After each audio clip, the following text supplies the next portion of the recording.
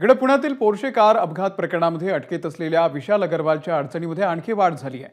Hinjawadi police स्टेशनमध्ये विशालवरती आणखी एक गुन्हा दाखल झालाय। या प्रकरणामध्ये पोलीस विशालला कधीही अटक करू शकतात।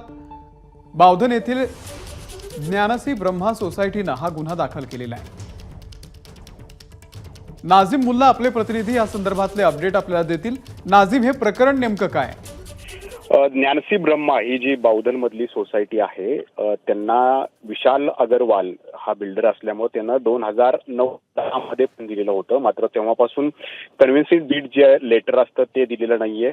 अम्युनिटीज जे देणं अपेक्षित होतं ते दिलेलं नाहीये। एक मोकळे स्पेस, मोकळी जागा देणं अपेक्षित होतं तेही या ठिकाणी दिलेलं नाहीये।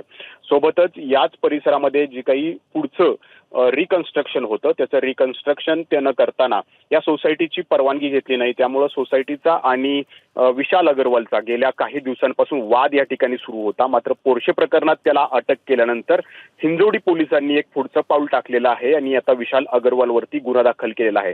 पुणे पोलिसांच्या अटकेत आता विशाल अग्रवाल आहे, परंतु त्यांच्या अटकेतून न्यायालयामध्ये आता या ठिकाणी हिंजवडी पोलीस एक अर्ज करू शकते आणि त्याचा ताबा आणि त्याला अटक घेऊन या प्रकरणी चौकशी करू शकते। त्यामुळे विशाल अग्रवालच्या अडचणी आणखी वाढणार हे नक्की आहे।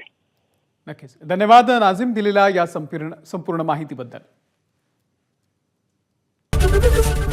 एबीपी माझा, उघडा डोळे बघा नीट।